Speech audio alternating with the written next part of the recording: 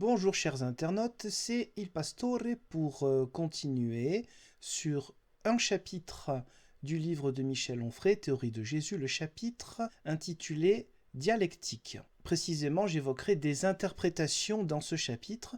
On peut revenir dans d'autres moments sur chaque chapitre. Là, je suis encore dans la catégorie interprétation, c'est-à-dire que je reprends certaines interprétations de Michel Onfray et j'essaie de montrer la problématique des affirmations péremptoires du grand philosophe. Commençons d'abord avec la page 121. Il y a un extrait de l'Évangile selon Jean, chapitre 9, versets 27 à 29, qui s'affiche maintenant. Vous pouvez donc le lire. Donc l'interprétation de Michel Onfray par rapport à ce passage, c'est de dire « disciple de Moïse contre disciple de Jésus ». De cette fracture, le sang va couler, il doit couler, car les Écritures l'annoncent. Fin de citation. Nous allons voir ensemble quelques interprétations dans le christianisme, où l'on trouve des passages qui ne sont pas à proprement parler très fraternels avec le peuple juif, mais qui n'incitent pas pour autant à des pensées ou des actions particulièrement mauvaises. Par exemple, première citation chez Angelone de Luxeuil, qui interprète donc ce passage biblique. De même, chez Raban Mort, on ne trouvera pas une quelconque allusion à du sang qui doit couler. Grégoire Ier, lui, parle de la différence de nature entre d'un côté Abraham et Moïse, de nature seulement humaine, et de l'autre côté Jésus-Christ, qui est lui de nature humaine et divine. Rien sur le sang qui doit couler. Chez Alcuin, il est question de ceux qui ont prétendu suivre Moïse et qui en fait ne l'ont pas suivi, car en suivant Moïse, ils auraient suivi le Christ en conséquence. C'est dans son commentaire de l'Évangile selon saint Jean. Au XIIe siècle, chez Absalon, dans son sermon, il évoque l'humilité. Donc toujours, on parle toujours de ce passage sur les disciples de Jésus et les disciples de Moïse.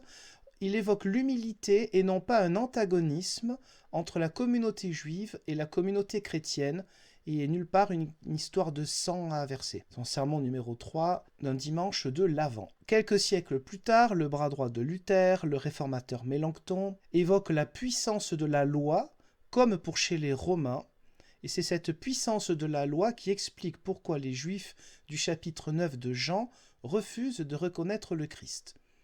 Là non plus, pas question de sang qui doit couler de qui que ce soit. XXe siècle, le théologien protestant Alphonse Maillot, je vous laisse donc lire en mettant sur pause, un texte extrait de son livre Les miracles de Jésus, de 1993.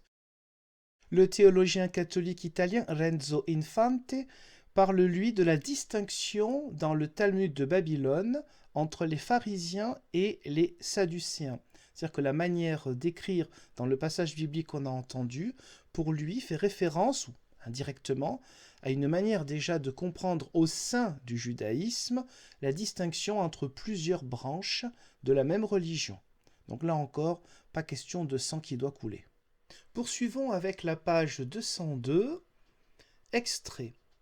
Sa fonction, il est question ici de Judas, notre vidéo va porter maintenant beaucoup sur Judas, c'est un peu un dossier Judas, dossier forcément incomplet, mais avec pas mal de choses quand même, vous verrez. Sa fonction au sein de la communauté est celle d'économe, de comptable, de banquier, de financier. On l'a vu. Petite parenthèse, il fondait des startups aussi.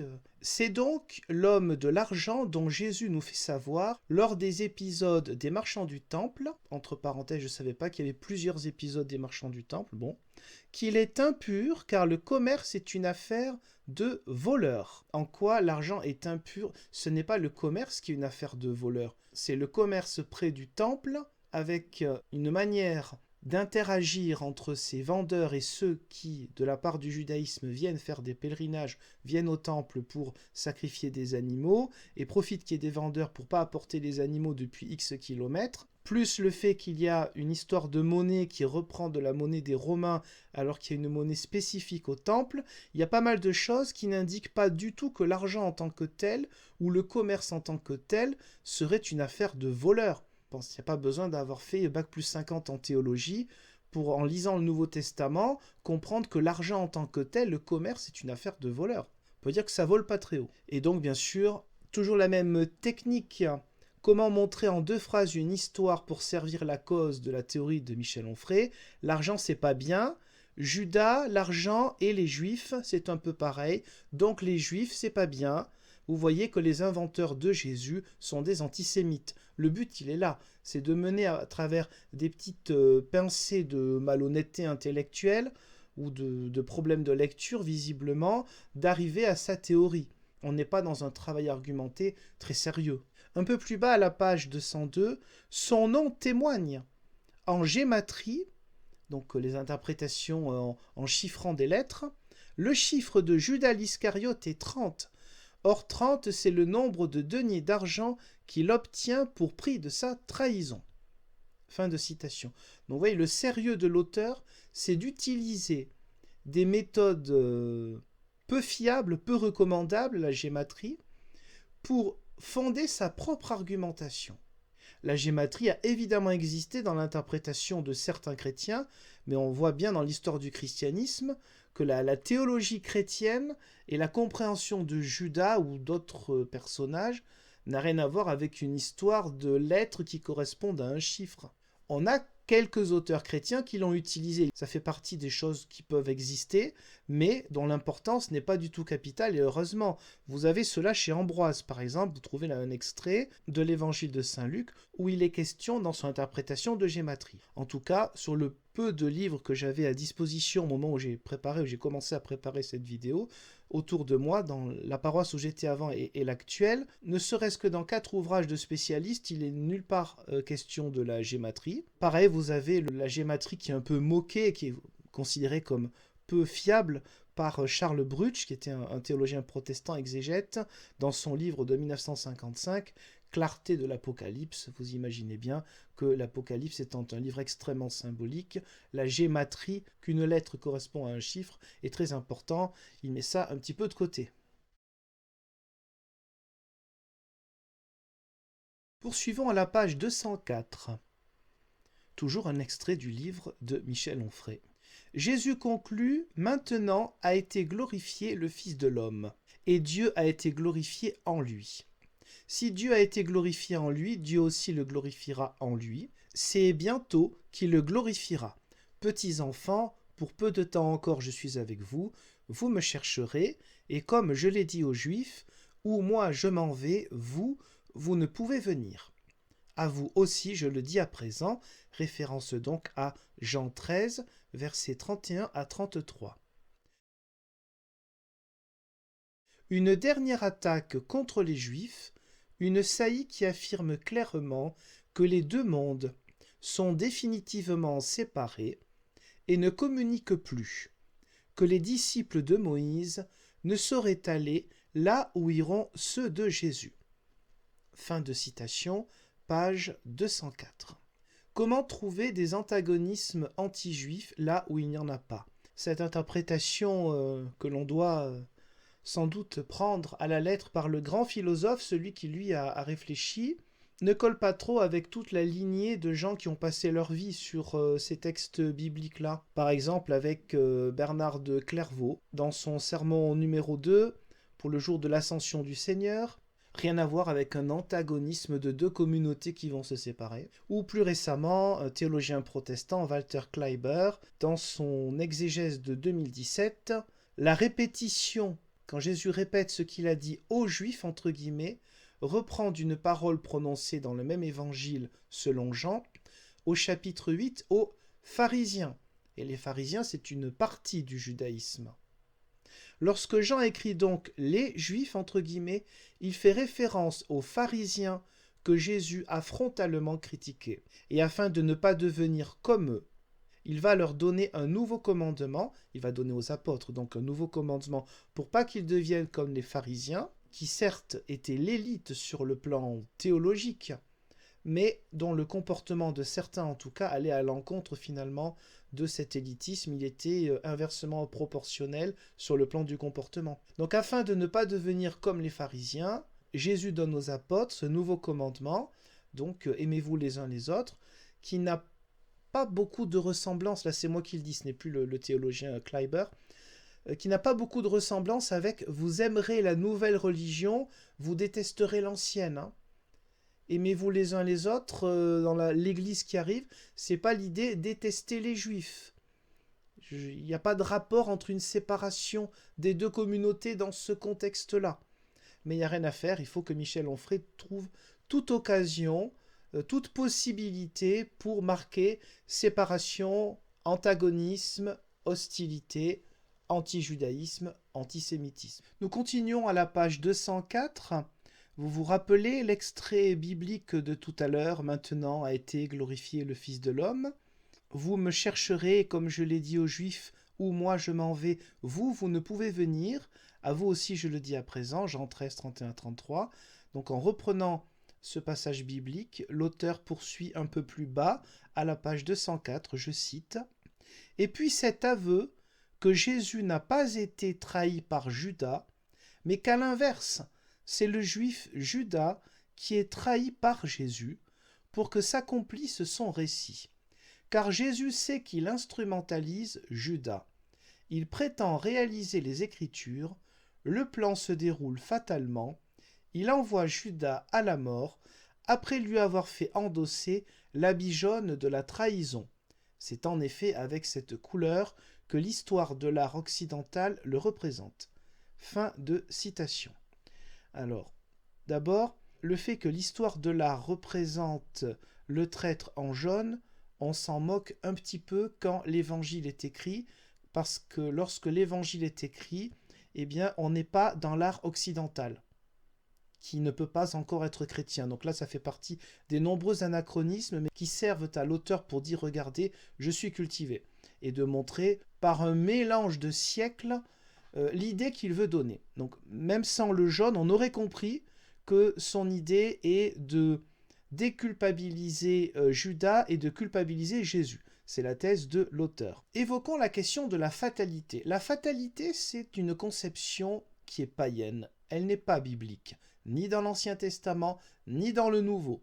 Vous pouvez trouver un contre-exemple dans l'Ancien Testament. Vous trouvez cette idée une ou deux fois dans l'Ancien Testament, mais ça ne représente pas du tout la théologie biblique. La fatalité, le destin, la destinée, c'est païen. Alors le christianisme a-t-il toujours compris que c'était fatal pour Judas ? Eh bien pas du tout, vous voyez chez Jean Chrysostome dans ses exhortations à Théodore. Et en effet, je ne craindrai pas de le dire, bien que la chose puisse paraître incroyable, le péché de Judas, si grand qu'il fût, aurait pu être effacé par la pénitence. Donc, l'idée que Judas lui-même, malgré son action, pouvait se repentir avec sincérité et être réintégré parmi les apôtres, c'est quelque chose qui a été considéré comme possible dans la théologie chrétienne. Donc il n'y a pas de fatalité, s'il pouvait se convertir après, il pouvait se convertir avant, et le plan que Michel Onfray évoque, le plan de Dieu, ce plan de trahison pour aller vers la mort, ce plan-là, si ce n'était pas Judas, un autre l'aurait fait. De toute façon, Jésus s'est fait détester par tout le monde, il était évident que si ce n'était pas Judas, c'en eût été un autre, que ce soit un apôtre ou pas. Vous trouvez la même idée, c'est beaucoup plus récent, côté piété catholique romaine, française. Le curé d'Ars, Jean-Marie Vianney, dans son Sermon sur l'espérance, 4e dimanche après la Pentecôte, si Judas s'était jeté aux pieds de Jésus-Christ pour le prier de lui pardonner, Jésus-Christ lui aurait remis son péché aussi bien qu'à Saint-Pierre. Et dans un autre sermon, 3e dimanche après l'Épiphanie, si Judas, le traître Judas, au lieu de se désespérer, avait bien prié Dieu de lui pardonner son péché, le Seigneur lui aurait remis sa faute. Alors certes, ce ne sont que deux exemples, Saint Jean Chrysostome, Saint Jean-Marie Vianney, selon les églises et la piété de chacun. Il n'empêche que dans le christianisme, la notion de fatalité n'a pas toujours été retenue. Il y a des nuances dans la théologie chrétienne sur l'action, sur l'œuvre même de Judas. Nous avons donc entendu le juif Judas, l'insistance de Michel Onfray. Il ne va pas écrire le juif Jésus, parce que Jésus est une invention, selon lui, par les premiers chrétiens. Nous avons là, évidemment, la petite graine qui s'ajoute à d'autres pour dire, regardez, Judas, symbole du judaïsme, incarnation du judaïsme détesté par le christianisme. C'est ce que l'auteur nous dit petit à petit, au fur et à mesure des chapitres qui se succèdent. Alors quel est le lien, il faut répondre à ça, entre Judas et le judaïsme? Autrement dit, quel est le lien entre Judas et l'anti-judaïsme au sein du christianisme? Il y a des liens qui ont existé, bien évidemment. Il est juste et honnête de le dire. Par exemple, chez Tertullien, dans l'extrait que vous voyez, je ne le lirai pas tous car ce serait trop long, point de milieu, où les Juifs n'ont pas subi ces châtiments à cause de lui, mais alors tu donnes un solennel démenti aux Écritures qui s'accordent avec les événements et l'ordre des temps, ou si ces calamités sont le prix du déicide, quel autre que son propre Christ, le Créateur aurait-il vengé de la sorte, lui qui aurait dû récompenser Judas si les Juifs avaient tué l'ennemi de leur maître? Donc là, on a un lien avec des paroles mauvaises contre les Juifs. Par contre, petite précision, le mot déicide, ici, est une traduction en français du XIXe siècle. Il faut savoir aussi que Judas est aussi lié à une secte appelée les Caïnites, ou les Caïniens. Vous retrouvez ça aussi chez Tertullien. Tertullien évoque aussi l'idolâtrie face au faux dieu Jupiter, et parle de l'argent de Judas, donc rien à voir avec le judaïsme au passage. Dans son traité de l'âme, il est question du démon qui entre chez Judas et non pas d'une identité juive qui expliquerait la trahison de Judas. Nous avons aussi des attaques effectivement contre les Juifs de l'époque de Jésus. Chez Augustin, pour les 30 pièces d'argent, donc je vous laisse lire le passage suivant. Donc, comme toujours, mettez sur pause pour lire la totalité, si vous le souhaitez, des extraits. Moi, je lis juste ce que j'ai souligné. Numéro 6, d'un autre extrait encore d'Augustin. « Et la nuit apprit à la nuit à le connaître, c'est-à-dire Judas parla aux Juifs infidèles, afin qu'ils vinssent à lui et le poursuivissent pour s'en saisir. » Donc là, on a les Juifs infidèles, littéralement, qui n'ont pas la foi en Jésus, en fait. Infidèle, c'est ne pas avoir la foi. Mais bon, il y a quand même des textes qui sont remplis d'une certaine hostilité anti-juive. De même, dans le 112e traité, « Et maintenant, par le moyen de l'Évangile, Jésus-Christ dit partout, c'est moi. » Là, c'est la référence au moment où Jésus est arrêté, et on dit, mais c'est lequel? Il dit bien, c'est moi. Et les Juifs attendent l'Antéchrist pour retourner en arrière et tomber à terre. Ça fait référence donc dans ce passage biblique. Quand Jésus est arrêté, on a des personnes qui tombent. Car ils abandonnent les choses célestes et n'aiment que les choses terrestres. Donc là, on a effectivement des passages qui ne sont pas très amicaux par rapport à la religion juive. S'agit-il de la religion juive de l'époque d'Augustin ou de celle de l'époque de Jésus? Ce n'est pas si évident que ça. Pour ce qui est de l'anti-judaïsme chrétien, je crois pouvoir dire que le record, c'est Luther. Même s'il y a certains passages, il y a deux touches chez Luther par rapport au judaïsme, on a deux époques. On a l'époque, j'irais, avant 1540, où il croit que les Juifs vont se convertir dans le Saint-Empire romain germanique grâce à la Réforme. Et une fois que monsieur n'est pas content parce que ça n'a pas fonctionné, eh bien, il va avoir des paroles atroces. On a plusieurs textes en 43, donc 3 ans avant sa mort, 43, 45, 46, où là, il est question de choses mais affreuses, avec la Kabbale, avec des termes qui sont proprement orduriers. C'est pour ça que je ne les affiche pas, c'est pas pour cacher. Parce que je dis clairement, dans le pire de l'anti-judaïsme chrétien, on trouve Luther. Je dis avec d'autant plus de facilité que moi j'adhère à la confession d'Augsbourg, à la théologie luthérienne. Donc je le dis d'autant plus que, bien évidemment, c'est une blessure et une chose affreuse dans l'histoire protestante, et donc dans l'histoire du christianisme. Mais vous trouvez ça plus chez Luther que chez Calvin ou chez d'autres réformateurs. Tous les réformateurs, même proches de Luther, n'avaient pas ce langage forcément affreux contre les Juifs. Maintenant, poursuivons avec des auteurs qui, visiblement, ont oublié d'être antisémites. Nous revenons maintenant de nouveau chronologiquement, maintenant que je vous ai indiqué quelques extraits où c'est pas glorieux. Origène, donc vous avez les dates à chaque fois, les extraits. Il est question du poids de la trahison de Judas, mais pas des Juifs. D'autres extraits s'affichent maintenant d'Origène. Cyprien, dans son traité de l'unité de l'Église, qui est un traité très important. Il en est de même parmi nous, c'est-à-dire nous, chrétiens, nous, clergés. La sainteté et la dignité des confesseurs restent les mêmes, malgré la défection de quelques-uns. Là, on a un lien avec Judas. Donc, vous voyez, on n'a rien à voir avec le judaïsme.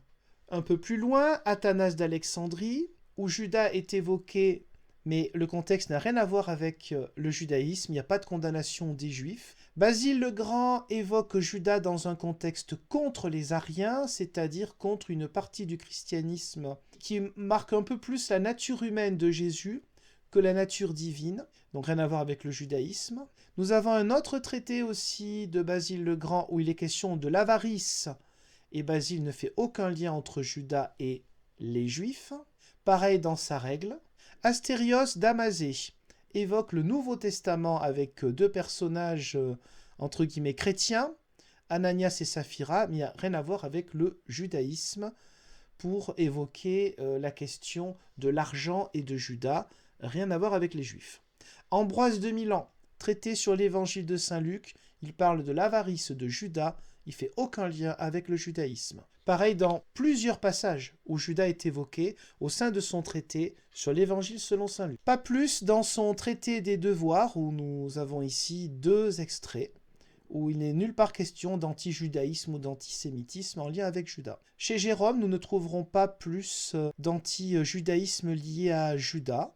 Dans un deuxième extrait, je lis « Il y a en effet dans l'Église de nombreux confesseurs qui se vantent et sont orgueilleux, tels Simon le magicien, référence au Nouveau Testament, et un personnage qui n'est pas Judas le Juif, Arius et d'autres hérétiques, leur souvenir mortel est rappelé dans l'Église pour qu'on les évite. » Donc Judas comme personnage entre guillemets à diaboliser n'incarne pas du tout le judaïsme, mais au contraire ceux qui font du mal au sein de l'Église. Augustin, on a vu des passages qui n'étaient pas fameux, mais dans la plupart de ce qu'il écrit, c'est quand même l'inverse. Accord des évangélistes, Judas a parlé parce qu'il était voleur, pas parce qu'il était juif. 16e sermon, telle est l'origine des biens d'Église. De là, nous devons conclure qu'en nous ordonnant de ne point nous inquiéter du lendemain, Jésus-Christ n'a point prétendu défendre aux saints de posséder de l'argent. Ce qu'il leur a interdit, c'est de servir Dieu pour l'argent et d'abandonner la justice dans la crainte de manquer du nécessaire. Donc là, on a un lien avec Judas, nulle part question d'un anti-judaïsme. Sur les hérésies, comme on l'a vu déjà avec Tertullien, Judas est ici la figure de proue d'une hérésie, et les caïnites ou caïniens, pas des juifs. Augustin toujours, traité sur l'épître de Saint Jean au Parthes. Judas s'est conduit en traître, nous maudissons l'iniquité, Judas a voulu s'approprier la somme d'argent pour laquelle il a vendu le Christ. Aucun lien avec le judaïsme. Dans sa réfutation de la doctrine de Gaudentius, rien contre les Juifs, Judas est évoqué contre des schismatiques. Dans la réfutation, toujours chez Augustin, d'un récit de Parménien, Judas est évoqué comme exemple de l'erreur des donatistes, pas des Juifs.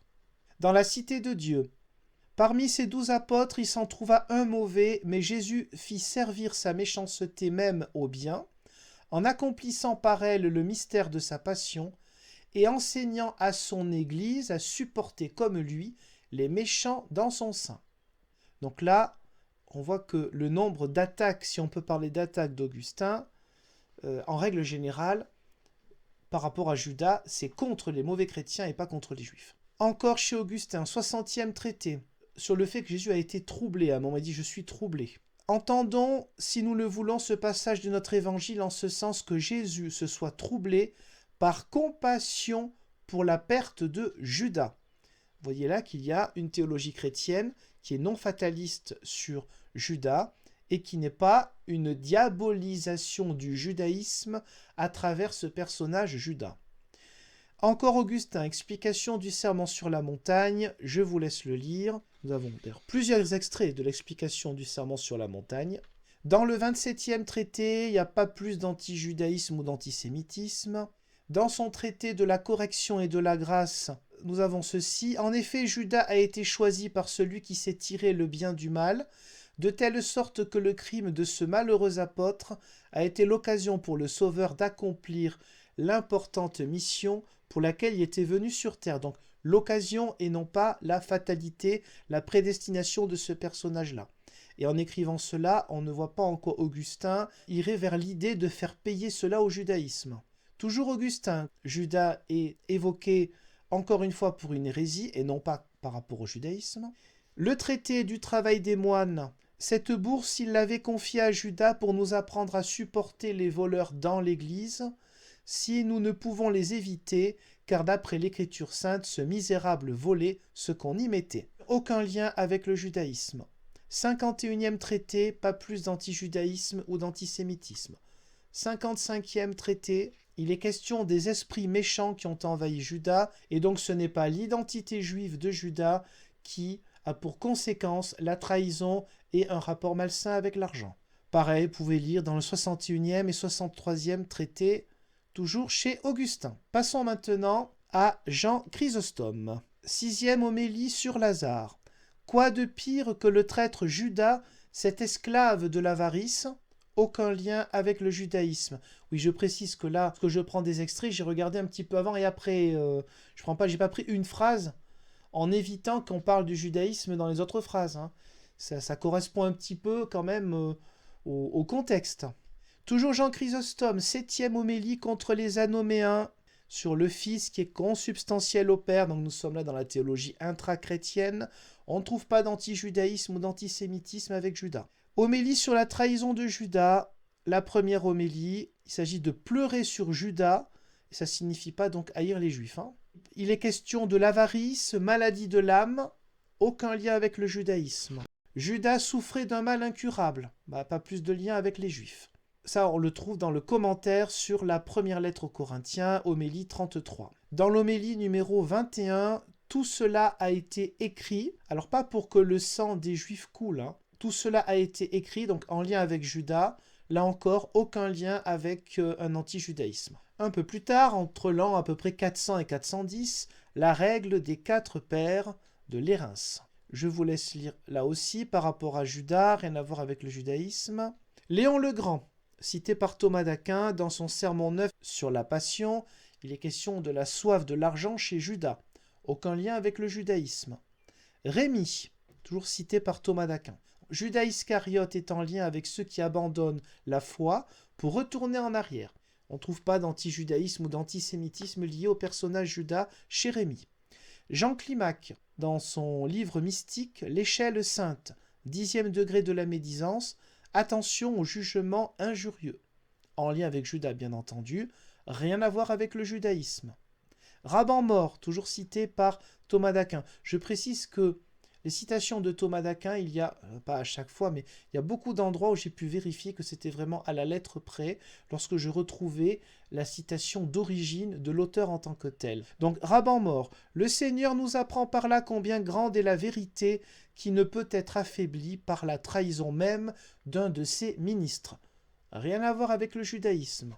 Anselme de Laon, où il est question des différentes manières par lesquelles le Seigneur a voulu inciter Judas à la pénitence.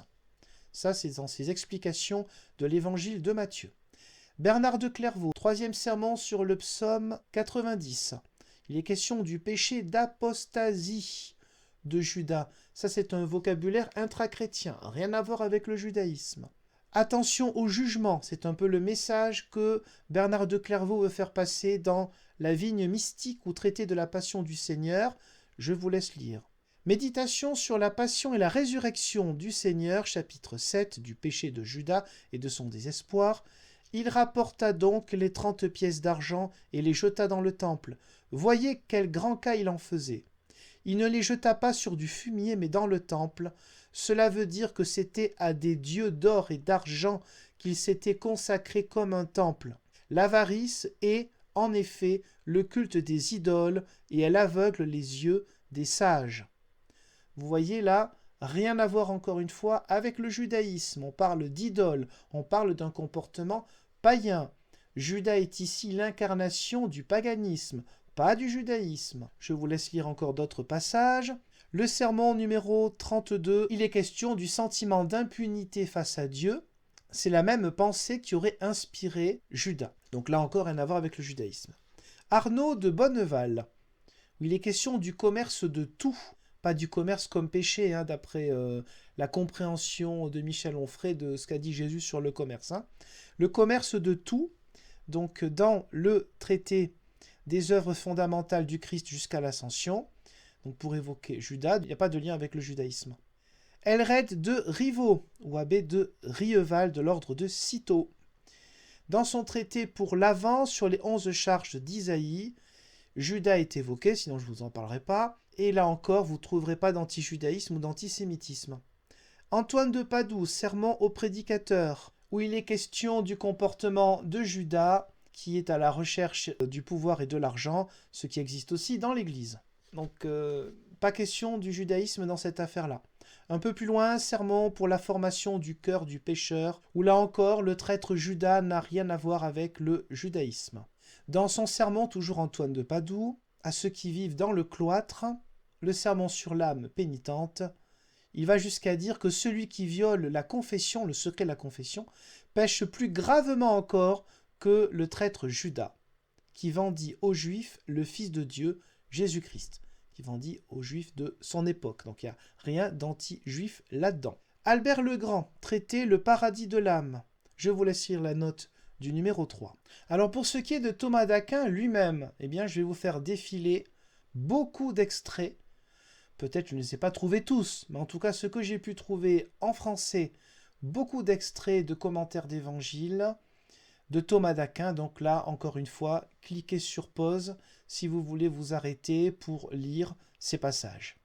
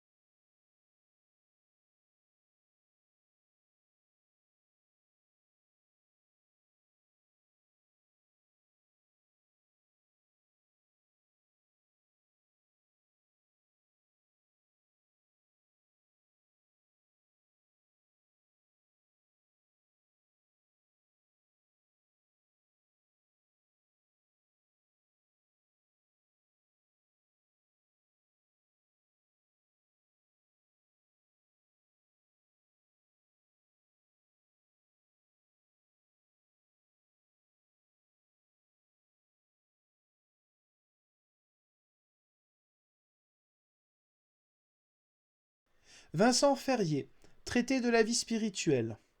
Je vous laisse lire la note numéro 3.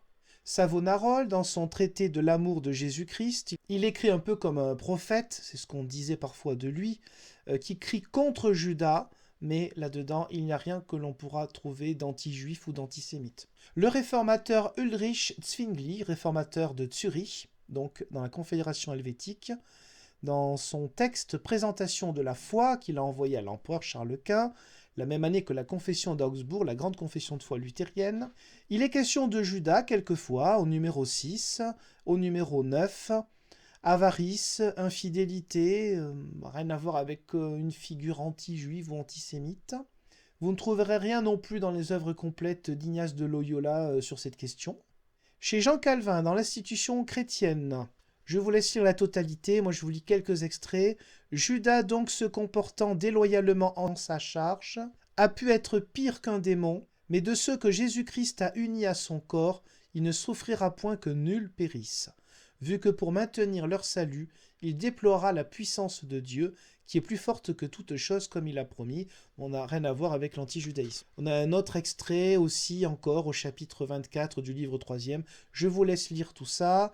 Vous ne trouverez pas Judas comme figure du mauvais juif. Hein. Toujours dans la tradition réformée de Calvin, vous avez le catéchisme de Genève. Pourquoi Judas a été reçu à la Seine? Vous ne trouverez rien là-dedans qui soit anti-juif ou antisémite. Dans une manière de vivre la foi chrétienne très différente, Jeanne de Chantal, côté spiritualité catholique romaine, méditation pour les solitudes dans le sens des retraites annuelles, où il est question de l'amour du prochain dans la 19e méditation. Judas est évoqué, mais rien à voir avec une figure mauvaise du judaïsme. Pareil dans la 23e méditation où il est question de l'orgueilleuse malice. Donc là encore, pas malice, pas d'argent à cause du judaïsme qui sera incarné par Judas. Chez Maria d'Agreda, vous avez dans son traité la vie divine de la très sainte Vierge Marie. Donc vous voyez, j'évoque des textes très différents, ceux qui pourraient coller avec ma théologie et ceux qui en sont éloignés, mais j'évoque le christianisme dans sa diversité, dans ce que j'ai pu trouver. Judas ne fut ni des premiers ni des derniers à recevoir la Sainte Communion. Il fut le premier hérétique dans l'Église qui nia le Saint-Sacrement de l'Eucharistie. Donc là, rien à voir avec le judaïsme. Au chapitre 23 du même traité de Maria d'Agreda, il est question de Lucifer, il est question d'être un apostat, mais vous ne trouverez pas quelque chose d'anti-juif. Un peu plus loin, du côté du grand prédicateur puritain John Bunyan, célèbre pour le voyage du pèlerin, et là encore, vous n'avez aucun lien avec le judaïsme. Dans un deuxième extrait, le figuier stérile, il est question de l'amour du monde au cœur de la faute de Judas, et pas son identité juive. De même, chez Jacques Abadie, donc un protestant français, traité de la vérité de la religion chrétienne en 1705, vous ne verrez pas d'antijudaïsme ou d'antisémitisme lié à Judas. Ni au chapitre 6, ni au chapitre 16, où il est encore question de Judas. Les Juifs, les Romains, le peuple, les docteurs, les juges et les magistrats, tout favorise son crime et lui promet l'impunité. Donc je répète, les Juifs, mais il y a aussi les Romains, le peuple, les docteurs, les juges et les magistrats, c'est-à-dire l'union de la religion juive et du pouvoir politique romain. Donc on n'a pas quelque chose d'anti-juif ou d'antisémite, c'est tout ce qui favorise son crime, mais ce n'est pas parce qu'il serait juif qu'il va agir comme un criminel. Pas plus d'anti-judaïsme ou d'antisémitisme lié à Judas chez George Whitefield, un des grands noms de l'Église méthodiste, dans son sermon du 12 mars 1738. De même chez l'un des fondateurs de l'Église dite méthodiste, John Wesley, en 1752, sur la doctrine, on va dire, qui dédramatise cette question de prédestination, souvent mal comprise, de Jean Calvin. Je vous ai dit tout à l'heure qu'il n'y avait pas de destinée, que c'était du paganisme. Il y a une exception parfois, il y a eu une exception dans une certaine compréhension du salut de l'humanité, qui s'appelait double prédestination, mais ce n'était pas... Le mot vient du destin, mais la théologie n'était pas biblique en tant que telle. La théologie reprenait du Nouveau Testament. Heureusement, une bonne partie des églises liées à Calvin, dès le XVIIe siècle, ont renié cette doctrine de double prédestination. Au XVIIIe, en gros, c'est fini. Et donc les méthodistes, notamment avec John Wesley, ont parlé de ce sujet-là, notamment en reprenant le personnage de Judas. Et donc là aussi, vous ne trouverez pas de lien avec le judaïsme. Méditation d'Anne-Catherine Emmerich. Chapitre 2, Judas et sa troupe. Il avait toujours espéré un royaume temporel de Jésus et un emploi brillant et lucratif dans ce royaume. Ne le voyant pas paraître, il cherchait à amasser une fortune. Là aussi, vous ne trouverez pas chez cette mystique catholique romaine, vous ne trouverez pas d'antijudaïsme lié à la personne de Judas. Jean-Marie Vianney, on l'a déjà vu. Sermon sur la communion indigne. Pareil, vous ne trouverez pas Judas, le mauvais juif. Chez Lacordaire, rien dans ses œuvres complètes sur Judas. Horace Monod, donc là on est dans le protestantisme français, donc aux alentours de 1852, où il est question de la différence entre la peur de l'enfer et la vraie repentance. Je vous laisse lire cela si vous le souhaitez. Côté catholique romain, un jésuite savoyard, l'abbé Arminjon, qui a écrit le 8 mai 1881, Fin du monde présent et mystère de la vie future. Enfin, il a publié ce jour-là. Que pouvons-nous y trouver ? Jésus-Christ pleure, il semble oublier que le traître l'a choisi pour la victime de sa lâche avarice. Il ne voit que l'horreur de son sort. Le pape Pie X, en 1904, dans sa petite histoire de la religion, il est question de Judas, possédé du démon de l'avarice. Rien n'est dit sur le judaïsme. 1926, je vous laisse lire, si vous le souhaitez, cet article de Georges Loga, donc un théologien protestant, dans la revue d'études théologiques et religieuses. Judas, 3 petits points, et nous, étude biblique d'actualité. Ça va s'afficher. Le pape Pie XI, dans sa lettre encyclique Miserentissimus Redemptor, du 8 mai 1928, sur l'acte de réparation au Sacré-Cœur de Jésus. Il est question d'une communion réparatrice dans un contexte d'idéologie totalitaire.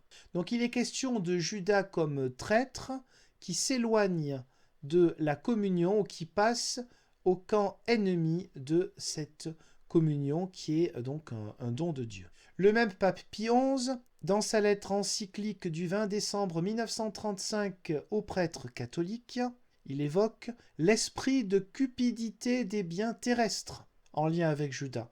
Donc toujours rien côté juif. Dans sa lettre Divini Redemptoris du 19 mars 1937 contre le communisme athée, il est question des prêtres et parfois des prêtres avares et intéressés, comme Judas. Rien à voir avec le judaïsme. Je vous laisse lire aussi un texte de décembre 1937 du pasteur, théologien et résistant Dietrich Bonhoeffer. De même, quelques extraits du commentaire biblique du théologien protestant français Hébert Roux en 1942. Là encore, il n'y a pas non plus d'antisémitisme. La même année, le grand théologien réformé suisse Karl Barth, extrait de sa dogmatique, là encore pas d'antisémitisme. Voici aussi quelques extraits du livre Dieu et César qui reprend de quelques textes du théologien Oscar Kuhlmann. Nous nous rapprochons un petit peu d'aujourd'hui avec un texte de Pierre Bonnard en 1982, commentaire de l'Évangile selon saint Matthieu. Ce n'est pas tant la perte du parfum, donc ça c'est une histoire où Judas est présent, où une femme donne tout son parfum un peu comme expiation et rendre gloire à Jésus, qui a décidé Judas à trahir, et Judas dit l'argent du parfum, il aurait pu être utilisé pour autre chose, mais la nouvelle allusion à la mort de Jésus. Donc là, nous avons une interprétation biblique. Vous savez, Jésus a, à plusieurs reprises, je dis ça aussi pour explication, tout le monde ne lit pas tout le temps le Nouveau Testament ou l'Ancien Testament, donc de temps en temps, je donne quelques petites explications. Sinon, on serait paumé après. À plusieurs reprises, Jésus annonce sa mort. Évidemment, personne ne veut de ça. Sauf ses ennemis, mais au niveau des apôtres, ça fait pas plaisir, comme on dit. Donc, d'après certains théologiens, notamment protestants, mais sans doute pas seulement, c'est cela qui aurait incité Judas à changer de cap, à ne plus être vraiment un apôtre.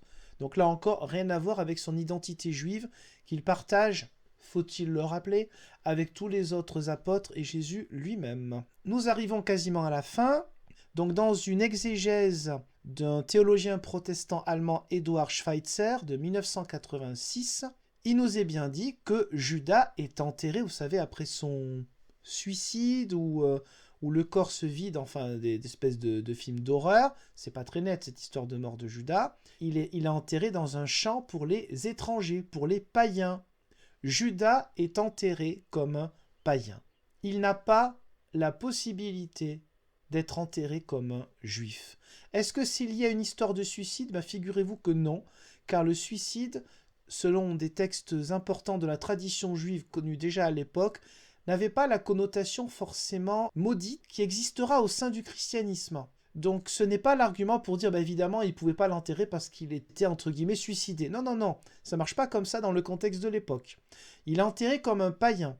Et ce ne sont pas les chrétiens qui veulent qu'il soit enterré comme un païen. Ce sont les juifs qui ne le reconnaissent pas. Donc celui qui a été vu parfois, mais vous l'aurez compris, plutôt rarement quand même en 2000 ans d'histoire du christianisme, comme la figure du mauvais juif et du judaïsme avec le côté avare, imposteur, tout ce que vous voulez, en fait non. Il n'a pas la possibilité d'être enterré comme un juif. Donc ce personnage qui est vu comme un personnage affreux ne mérite pas sa judéité. Là je vais un petit peu loin dans l'interprétation, je m'y rajoute à celle du théologien Schweitzer, mais pour moi c'est ça en fait, c'est l'inverse. Judas ne mérite pas, non pas simplement le fait d'être avec les apôtres, avec Jésus, il ne mérite même pas sa judéité. C'est là qu'on voit qu'avec ce genre d'interprétation, on est à l'exact opposé de l'interprétation que j'estime intéressée de Michel Onfray pour diaboliser en fait le christianisme. Deux derniers extraits, Antoine Noïs, qui est pasteur et théologien protestant assez connu dans l'Église protestante unie de France. Dans son catéchisme protestant, première édition, la deuxième est sortie il n'y a pas longtemps, c'est intéressant. Première édition de 97, Judas, l'un des disciples, probablement déçu par la non-violence fondamentale du maître et son refus du pouvoir. Évidemment, là encore, rien à voir avec le judaïsme. Et nous terminons avec un extrait de Jean-Paul II dans sa lettre encyclique Ecclesia de Eucharistia, donc l'Église vit de l'Eucharistie, en français souvent traduit comme ça, du 17 avril 2003, chapitre 5. Donc là, on a une interprétation symbolique par rapport à ce fameux parfum. Et pour ce qui est de Judas, Judas n'accepte pas, en réalité, c'est ce que veut dire aussi un petit peu là Jean-Paul II, en fait, Judas n'accepte pas cette mort, cet embaumement qui va arriver. Et donc l'un dans l'autre, vous retrouvez des interprétations de théologiens catholiques romains et protestants qui sont quasiment les mêmes en tout point.